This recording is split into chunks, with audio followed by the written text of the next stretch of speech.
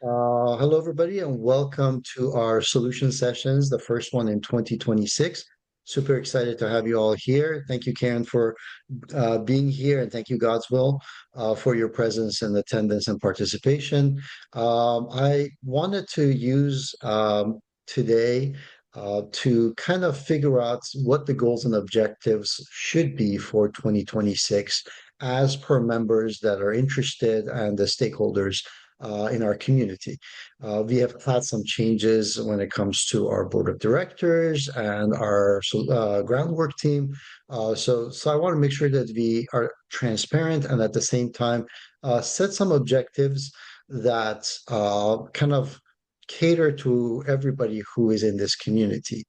One of the things that I do want to update everyone that's here right now is that I actually had a meeting with our Tanzania team, and they now have five different organizations that are going to be participating in our missions this year.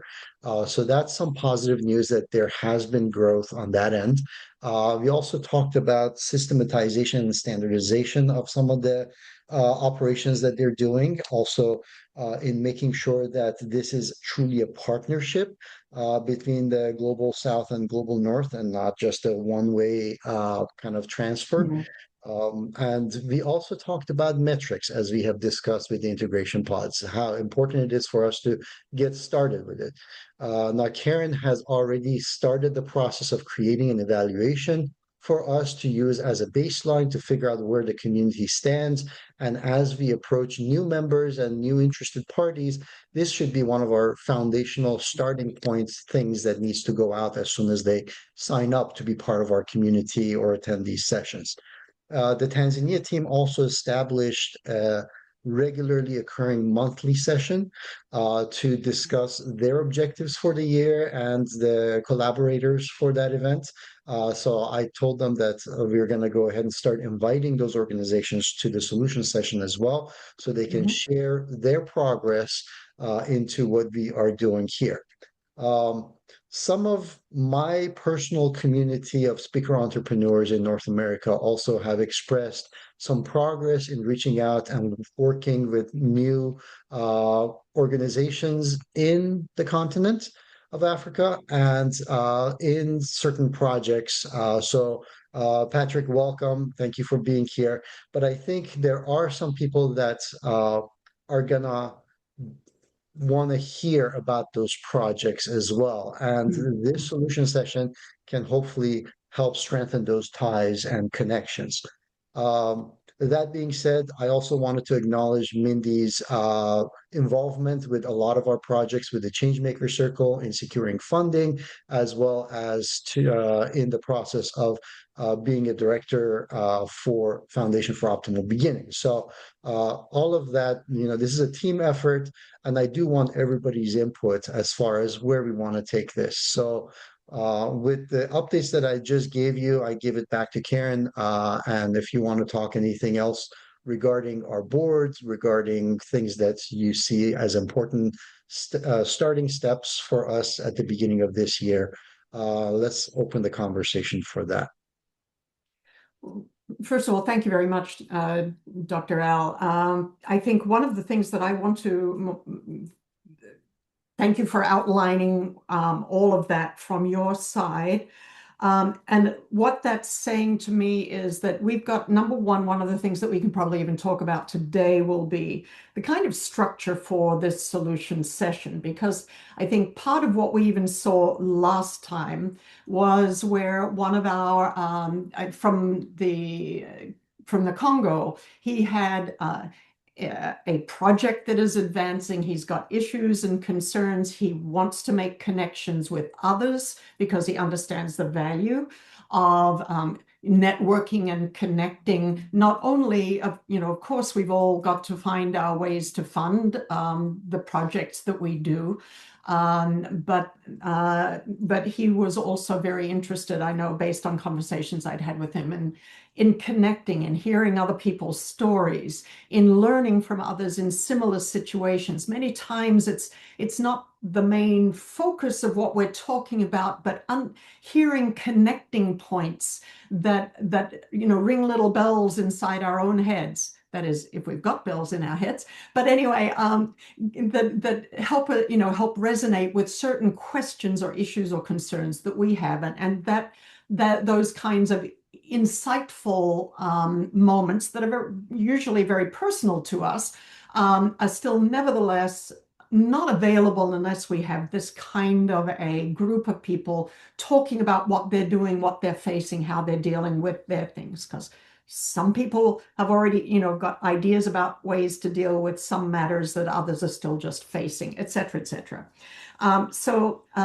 Coming back to that, that's a kind of a long way of saying, I think if we can today begin to create some structure for this solutions session, I did want to add that in terms of the board and the groundwork process, we've got some basics for the app that we talked about, but we still also have to get to a point where we can get adequate. It's almost a startup type of funding that we need to do for that app.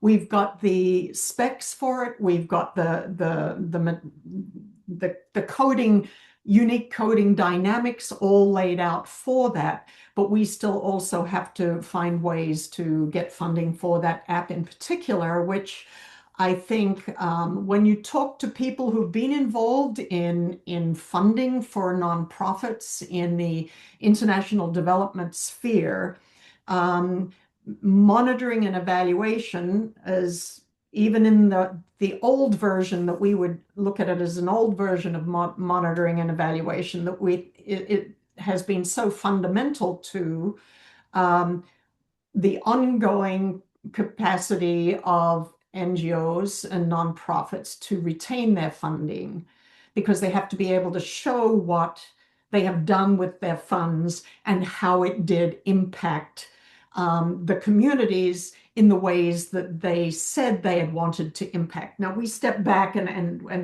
we've gone over this in other situations. We've stepped back from that, and we've got what we believe is a more a way of not just tracking what we thought we were going to do, but integrating into our process what we discover on the ground is actually needed, not just what I thought was needed when I sit comfortably back in my office chair in Pennsylvania as I look at a project for Africa. How correct is that going to be? So the app itself, that we, again, just have the specs for, we have to build out the code, we have to get that work done, but we do have that in place, and that's one of the projects that we'll be working on this year. So, and again, that the idea behind that, to reaffirm that, is that it be basically made available to people as an open source type of app. But we would have to be able to build in ways that we could sustain the ongoing care and maintenance of that app itself. So how that all plays out, we have yet to finish working on, but that's part of what we are thinking about as we move forward.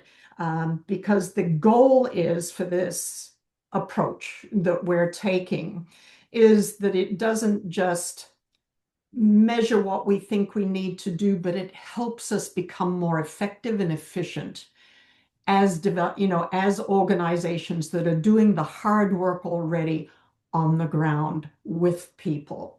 So that kind of cooperation facilitation in ways that help us move forward, not hold us back, is crucial to that plan, and the app that we do have hiding in the wings in its unembodied form. It's still only specs. It's not even code yet. So just wanted to go over that. So I think the main thing will be, from what I can see, is us structuring, discussing, a structure for this session and how that can work to augment your other works with your Tanzanian projects and your other funding projects and your speakers groups. And in order to give voice to some of the work on the ground, and a networking opportunity for people to really connect, and eventually utilize, perhaps be common users of that app down the road. So that's what I see as the goal that I would like to share. Got it. Thank you for that. And one of the things that came out of the conversation this morning was, I don't know if this is going to plan out in all of the different regions, but I figured where we have centrality of effort and focus, the different organizations and partners that we have, if they could rally behind a common theme that is specific regionally, that their organization, their individual passions and expertise kind of aligns with that, then that could be a unifying factor. And so we kind of created something like that for the Tanzania mission. The two things um, that rang a bell in my ears that kind of was aligned with our integration pods was, one was feeling left out, like going from feeling left out to uh, feeling or being self-reliant. So Mhm. these two key components were it. Now, in one case, it happened to be about families and children. Another one was about students. It can vary about who you're actually impacting, but these two words came out from the Tanzania friends that we have. Now I'm looking at who's here, and I know God's will is in Nigeria. So for instance, if we can figure out what their mission, their purpose is, and who they're trying to impact. And then if we can get our teams in Nigeria to rally behind a common broad theme, then all of these themes can kind of give us an indication of where the focuses are, what the expertise are, who the partners as a result end up being, or who the good partners to recommend or refer would be for different regions, basically. And it becomes more relevant for, say, God's will to come to this session because he's going to find people that are aligned with his mission. And the same thing could be said about Patrick and Aika and all the other people that we have as our partners. By the way, Patrick is from Tanzania, right, Patrick? I mean, I think not necessarily connected to your existing Tanzanian. Right. Fund. It's on the eastern side of Yeah. Tanzania, if I'm Hi, remembering it Patrick. correctly. Hi. Welcome. Okay. Yeah, yes. Yeah. Yeah. I'm from Tanzania. I'm in Tanzania right now. Yeah. Yeah, so I think, yeah, even just the simple act of connecting with existing work and sharing what one another is doing is going to be an important piece. Um, I have a question for you, Patrick. The region that you're in, is it urban, is it rural, or suburban?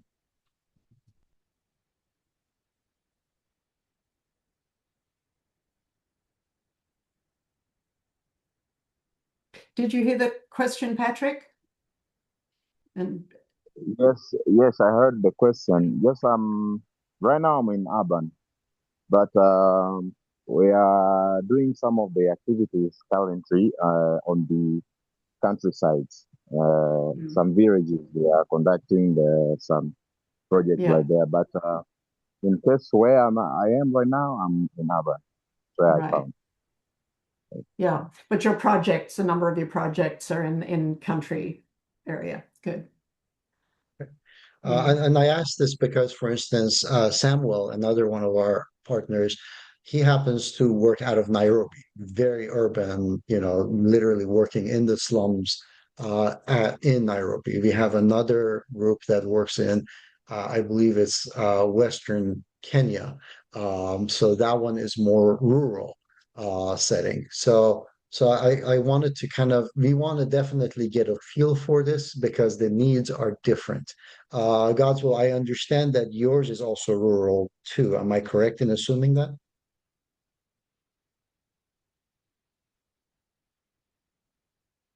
Yes, our target is basically rural Nigeria, but where I am currently is suburban. I think I would call it a suburban area.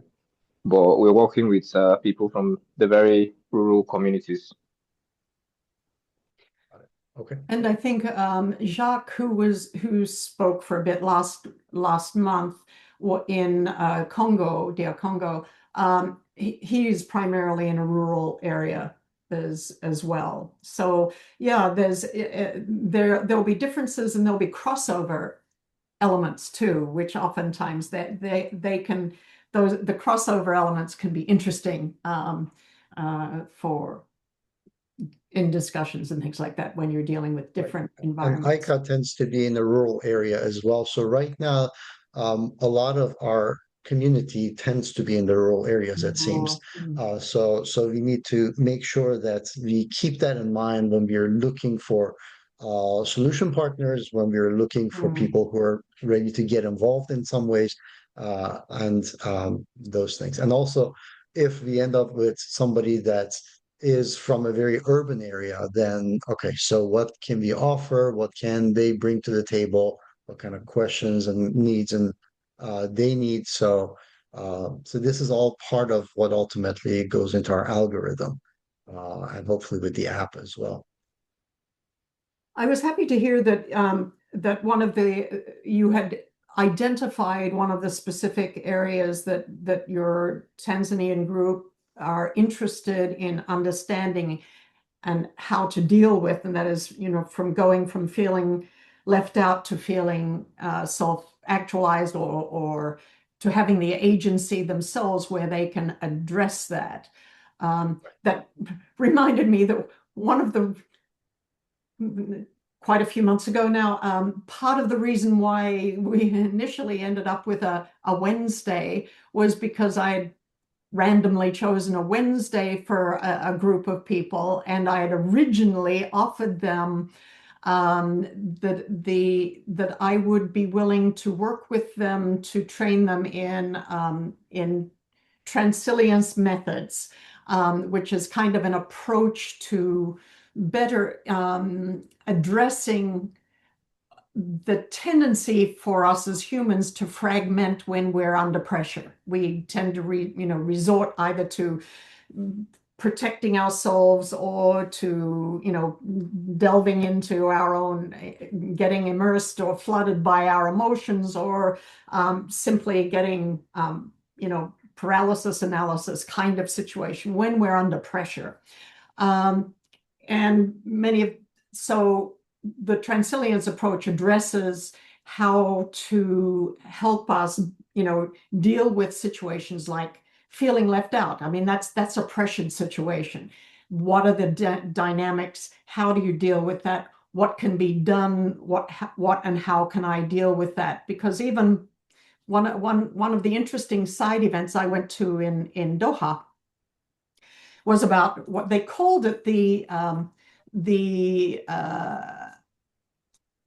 what was it? The loneliness epidemic. But I guess I would reframe it as a lack of recognition, but that's probably on the more analytical side. But the point there is when you feel left out, when you feel isolated, when you feel alone, when you feel unable to work with others and have an impact, then it definitely impacts the way how effective we are or not. And if you are the development leaders, it's really hard to be effective when you're feeling isolated, alone. And so how do we deal with those realities that are increasingly around us in our wonderfully tech-enabled world, where even the efforts that are being made by those who are dealing with development are so often not adequately or fully recognized, and how disempowering that is. So what can be done about those situations? And the Transilience component really is about understanding the dynamics below the surface of the human and how we deal with these things so that we can put our limited resources and energies into the things that are going to be most effective for giving us that power back, in a sense, because if we don't have it for ourselves, nobody else is going to do it for us. And we need that. That's the potency of the human being is phenomenal when we're not disempowered, when there's not that lack of recognition and value. So Karen, just for clarity's sake, can you talk a little bit more about the transilience? Because we're at the beginning of this, and from my understanding of what you have explained before, there are these critical phases, basically, that the society or the individual goes through. And I know from neurology that those are like based and wired into our brain and how we have evolved. But it's important for us to understand these stepping stones, from the beginning, and then periodically come back to it as we proceed during this year and the future progress that we have about, okay, we finished this phase, or this is where we are at, and this is where we need to go next. And these are some of the things that need to happen in order for us to get to the next phase. So do you want to talk a little bit about that? I can talk a little bit about that and say that as human beings, we can parse things out into understanding aspects of ourselves. And in one sense, transilience really simply recognizes that we have these fundamental systems within us. First, there's the survival one. I mean, we all know it when we're attacked. Even before we think, if something flies at us, our senses pick it up and we flinch even before we think, oh, a baseball is coming in my direction. There's the survival component. There's the connection component, the social emotional, that we lean into relationships. We know that what makes meaning and value in our lives is the engagement with others. We're social beings. It's very, very simple. That's why social media is such a big thing, with caveats. And then the other part, the other system within our brains, within our bodies, and we're all embodied beings. So we get the sensory input for all of these parts in multiple ways. It's not just a thought, or it's not just a physical reaction or a chemical one, but they're all kind of integrated. But the third one is really the meaning making, the cognitive, the intentional, the governance side, the thinking side, the language side, the art side of that's part of ourselves. You go into psychology. Two of them, what's his name, Daniel Kahneman called them the fast side. He divided them into fast and slow. I divide them into those three. Two of them are fast and one is slow. Our thinking is slow. Our survival side, our social emotional reactions, emotions, memories, those things, all of those happen without us.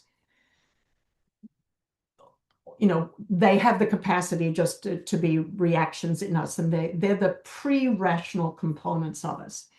But the value of understanding that we've got these three comes in also because there's a kind of hierarchy there. And this hierarchy was built into us because of our evolution. Back in the good old saber-toothed tiger days, when we lived in caves and not in comfortable houses, if something was coming at us, the most important thing that we could do was survive to live another day. So the priority, there's a hierarchy there. Survival takes priority because you can't even have a relationship unless you're alive. And you can't think about your 5-year plan until you're feeling safe.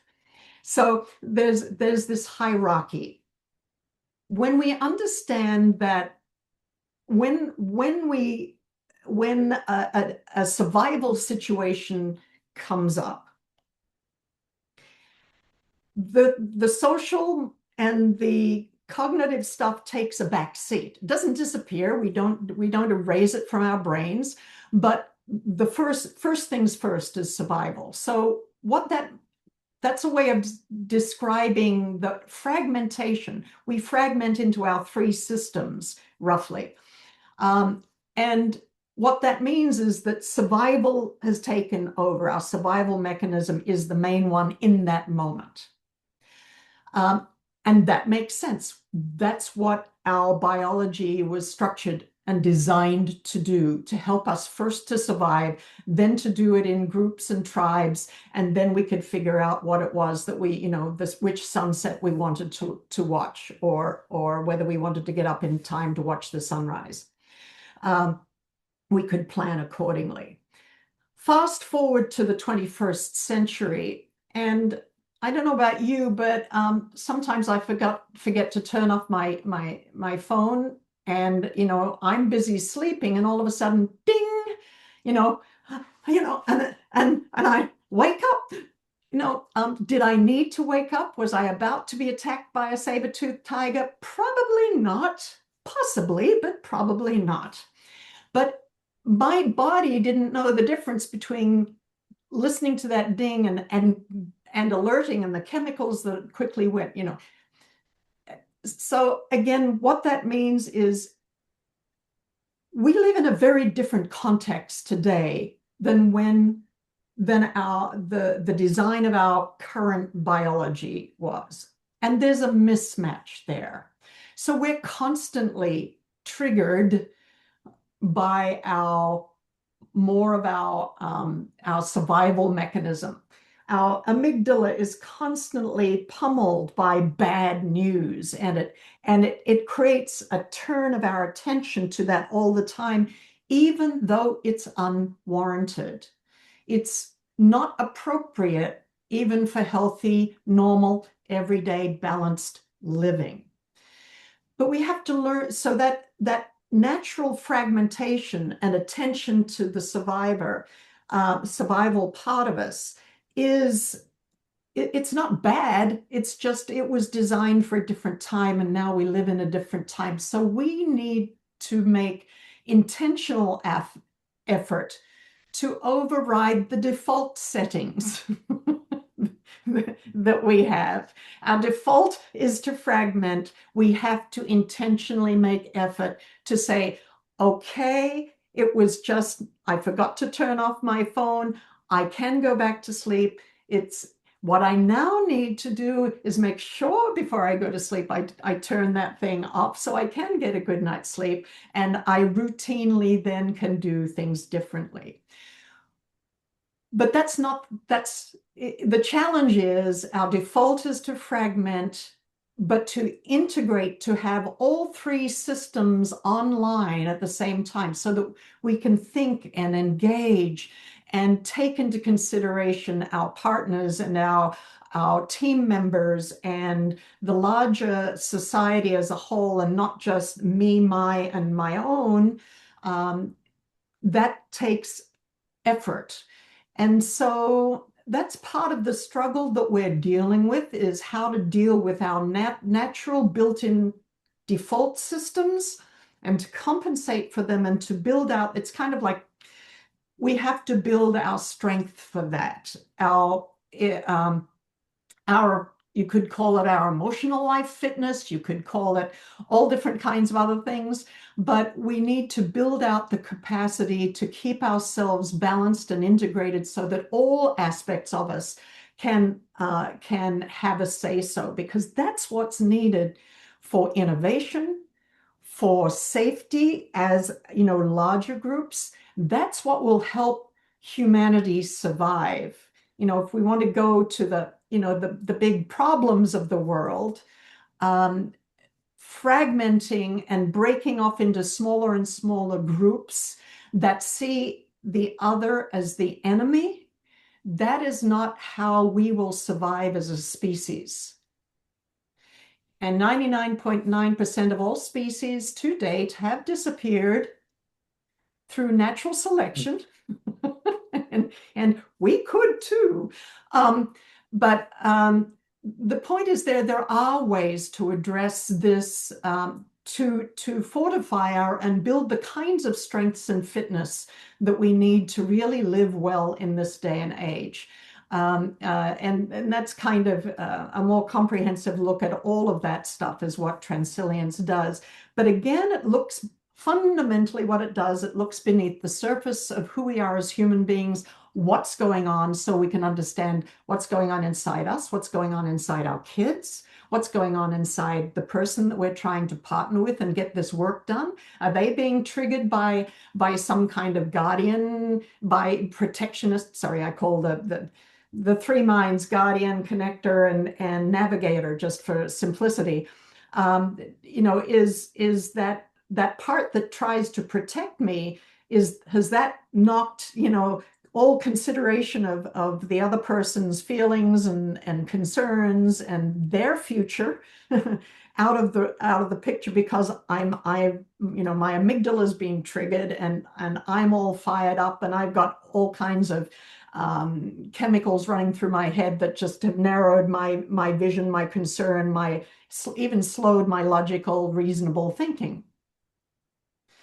So it's a kind of making use of today's neurology, psychology, systems thinking, the reality of what technology is doing in the world, to understand not what we think we're dealing with. Sometimes we think we're just dealing with another reasonable, rational person across the other side of the room, but sometimes we're dealing with a saber-toothed tiger. But they're in a suit. Thanks.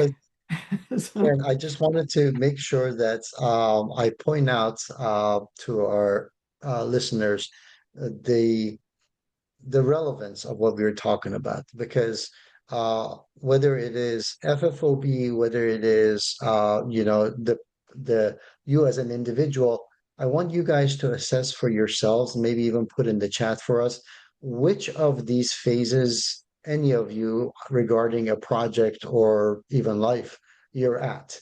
Are you in the survival section? Are you in the connecting section? Are you in the cognitive section? And understanding that, like for instance, in the case of us with the solution session, right now we're still in the survival section. We want to find ways to have our funding. We want to make sure that we are a place that we can grow roots and become stable and have a foundation. And then we're also going into that connection thing. So, Karen, am I correct in assuming that based on where we are at? Like we've been working on this for over a year now with the integration pods. But I don't quite feel like we are in that, or is it that you just float back and forth between these phases?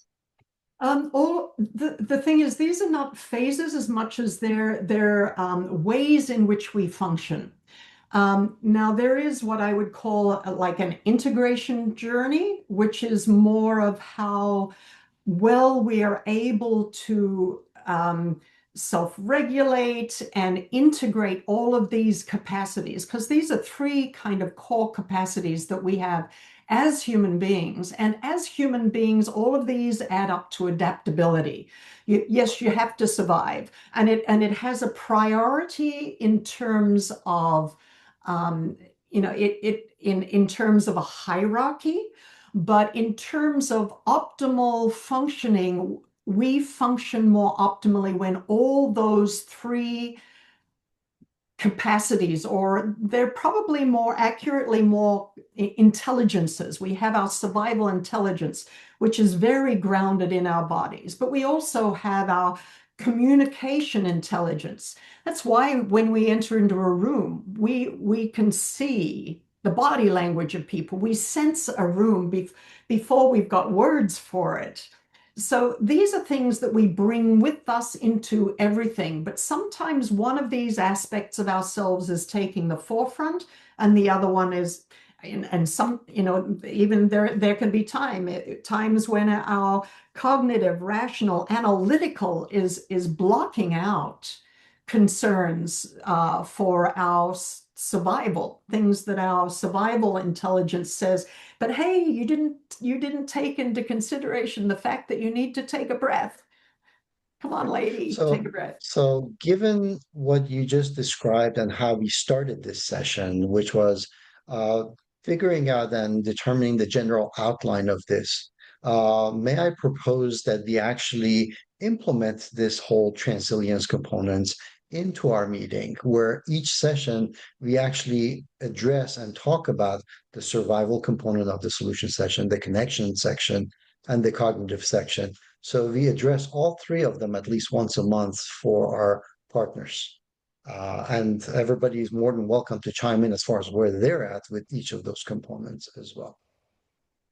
And one thing I would like to do, maybe it could be next time, I would like to give everybody a simple little what I call a take two.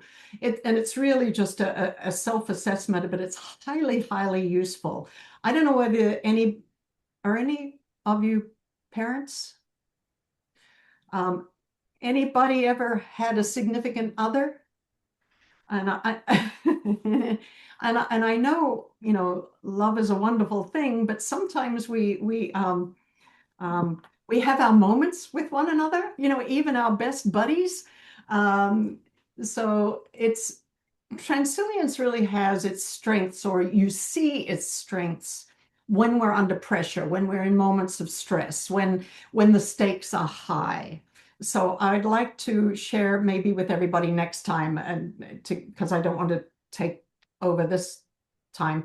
I'll prep something for that, which is called the take two, which is just a maximum of a 2-minute simple little process that you can go through that helps you kind of pull those three aspects of yourself, because when we're aware of what we need for survival, we're connected and engaged with others in a meaningful way, and then we've got a strategy, a plan, those things that are meaningful to us and for the long-term elements of all of these, and not just in the moment. When we can bring all of these components of ourselves into those crucial moments, that's when we're smartest and we're able to make the best decisions and do our best work. So I thank you for that. I'd love to introduce people to that take two.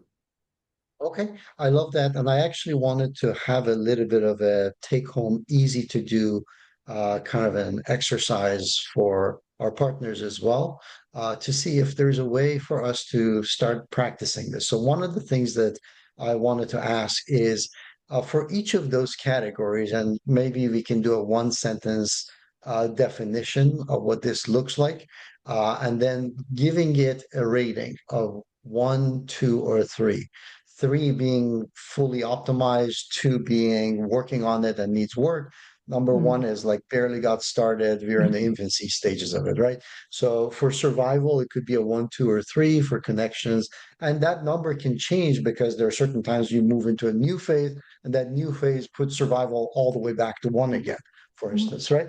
But having that check in at the beginning of every solution session would be very helpful from our partners, for them to be able to let us know where they're at in regards to, I'm going to, instead of saying 1, 2, 3, I'm going to call it A, B, and C. A being survival, B being connections and connectivity, social, emotional connectivity, and then 3, cognitive. So I need more clarity personally regarding cognitive. So where does that lie? Is it clarity of our vision and our strategy, or is it something different? Yeah, it's more along the lines of understanding our strategies. It's more, kind of the bigger thinking that we're drawing. It's an intelligence. It's not just a single item. But it's something that we think about, we engage, we draw on the information and the data that we have received from our survival concerns as well as our connectors concerns. So it's the meaning making side of who we are. And so therefore why we're here and what we're headed toward. And even if we're not, at the moment, we probably all got a sense of where this could go, but we haven't really clarified we haven't even really clarified what this solutions session is. And in part of that was intentional because we wanted it to be a collaborative thing. And even just the body language of who shows up, what considerations are being raised, then our thinking and therefore our planning gradually starts to take shape as we engage. So seeing this process, there's the unspoken asks which come through from sheer presence and awareness of what's going on. And then there's the specific, hand raising, more cognitive, intentional side saying, I could, why I'd like some help with, or I'm interested in that. So there's different levels of what is being taken into consideration here, but part of what Transilience endeavors to do is to get people to recognize all aspects. It's we as human beings are multidimensional. We're not just I think, therefore I am. We're not just a body that eats food and sleeps. And we're not just made up from our relationships. We have integrity in our own agency and capacity. So, but becoming aware of how that all comes together and the roles, it's kind of a self-awareness that helps us also simultaneously better understand who and what we're dealing with. And when we understand those things more clearly, more accurately, then we're able to make, it's just kind of like we're able to make better decisions. We're not accidentally tripping over something. It can then become more intentional action that, again, cycling around, we're aware of the consequences of what we did. We can then monitor that and say, well, that didn't work. I guess I'd better do something. This is not rocket science in some ways. It's just a different way of recognizing and being aware of, and then bringing it into what we're doing so that we're more clear and more clarity is a big thing, and part of it just means that then we make different decisions, and it's our decisions that carry us through our lives. Okay. We make and remake our lives by our decisions. And so if they're better informed decisions, not just by social media, but by the realities of what's around us and what we're dealing with, then we can do better in our work, especially as leaders and people seeking to improve the environments for others, which is what I believe most people in this room are working on. Okay, thank you. I took a lot of notes. I've been sending these to Alicia, and formulating and finalizing, or not finalizing, but standardizing our sessions going forward, and having certain protocols in place based on what you were saying. So, yeah. And if it comes to a point where, there needs to be even opportunities for working together on certain elements of Transilience, I'm happy to do that.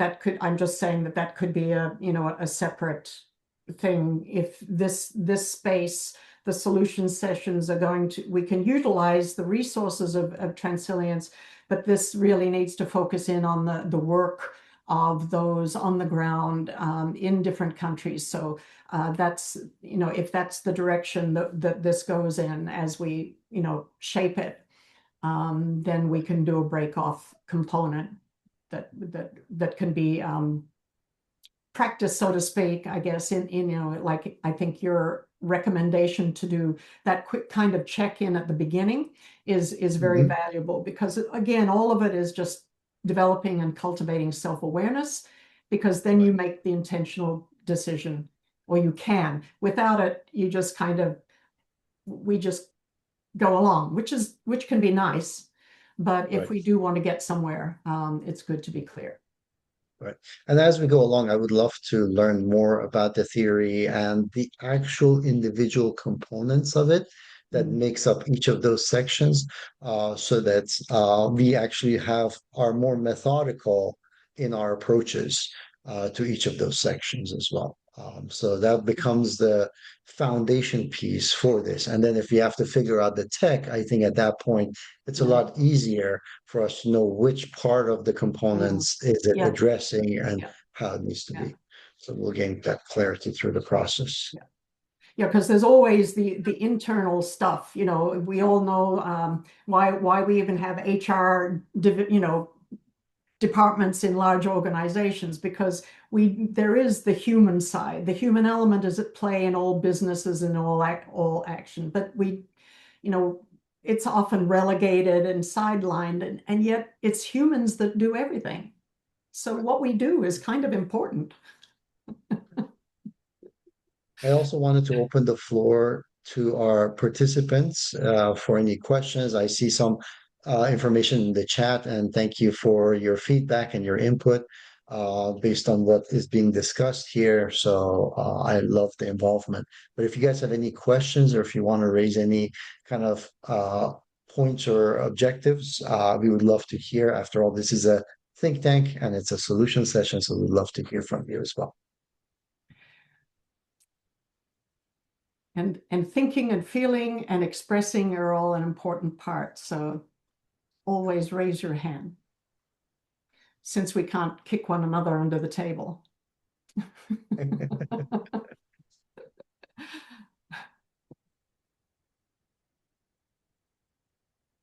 All right.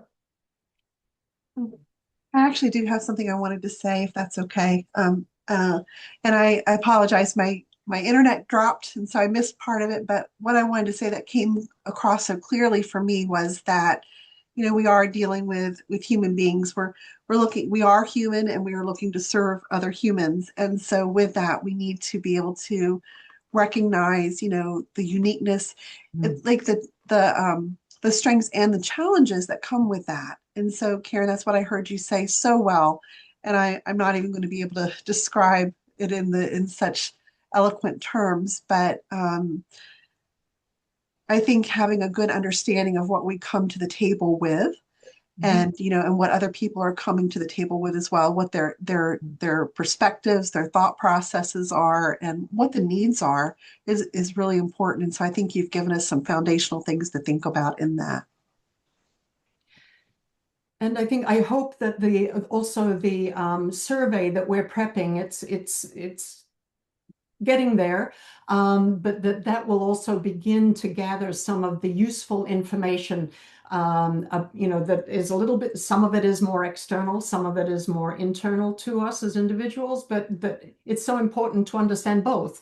What each person will be bringing, the context within which they're working.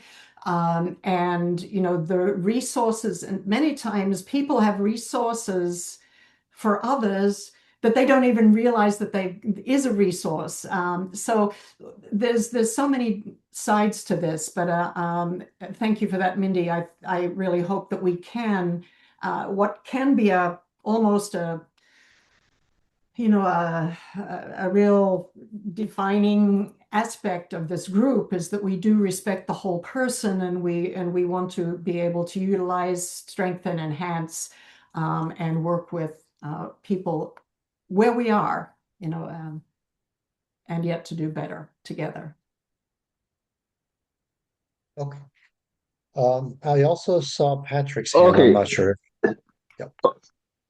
Okay. Sorry, I forgot to raise my hand actually. I just wanted to say something quickly.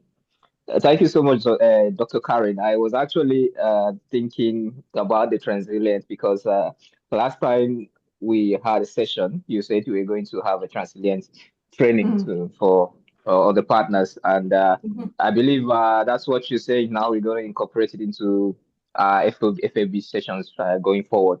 So I'm actually really looking forward to that. But then about the app, I've been curious about how it's going to actually work. Fortunately, where I am in Nigeria, the literacy rate is a little bit above average, meaning that a lot of people in the rural areas where I am are able to read and write. You understand? So, but other parts of Nigeria is not like that, especially in the northern region of Nigeria. So, no matter how simple the app is, they might not be able to navigate. So, I don't know if the developers would have to put that in mind, bear that in mind. A lot of places in Nigeria have very high illiteracy rates. that they can't even recognize numbers. So I don't know how the app's going to work, but I'm looking forward to it really. So that these are just a few things that I want to say, especially about that app. I think we should have it in mind, the literacy rate. I know it's not just Nigeria, even in Tanzania. I have a couple of friends in Tanzania, and I think I'm familiar with the country to some extent. It also has a high illiteracy rate, if I'm correct. So the app, I don't know, we should make it as easy as possible for people in the rural communities to navigate. Yeah. That will definitely be part of the intent, but we've got a little bit of a road ahead of us, I can see, in terms of, because we've still got to raise the funding for the developers to do gone are the days where I'll dig into that myself. Maybe if you'd caught me 10 years ago, I would have jumped on it myself. But I did that kind of thing back in the 90s, but I would jump into tech. But I'm trying to extract myself at this stage, given how complex things are. But definitely in terms of the user, we will definitely be keeping in mind rural and African situations for real development, on the ground development type situations, but with the flexibility to be able to still do well beyond that. So, there'll probably have to be multilingual capacities and all kinds of things like that. But yeah. So on that capacity, I'm also going to put it in the chat that we need to look into creating AI agents to help us. I think this is one of the things that if we are forward looking, we need to consider that part of our team actually is that technology. And hopefully we can tap into that as well. Yep. Absolutely, that can be done too. I will leave it at that. I have a hard stop, so I have to run, but is there anything else, Karen, you would like to add? And Patrick, I'm not sure if you still have questions or comments to Patrick, suggest. go ahead. Okay, sorry, it's not a question. Huh? Well, I've just found the topic more interesting, and I'm looking forward to know, because I'm very curious to know the components that make up the perseverance and the other component that you have mentioned. So I'm looking forward to learn and know more about each component that make up those things. Thank you so much. You may or may not be happy to hear, but I am getting to the stage where the Transilience user guide is going to be ready. It's going to be a little bit heavy duty in terms of its size and whatever, because I wanted to get it done, but that will possibly, I will make it available to you guys when it actually comes out in the next month, or probably two. I'd like to say month, but it'll probably get pushed back. But then you'll have your own resource. To be the guinea pig. Yeah. In the meantime, you can still have your hard stuff. I will be doing little ebooks that introduce certain elements. So I will have an ebook for the Take Two for you guys by that time. But just as a funny story, a really quick one, how I got getting myself back into really digging into Transilience. In some ways, this goes back to my original thesis way back in '83, if you want to age me.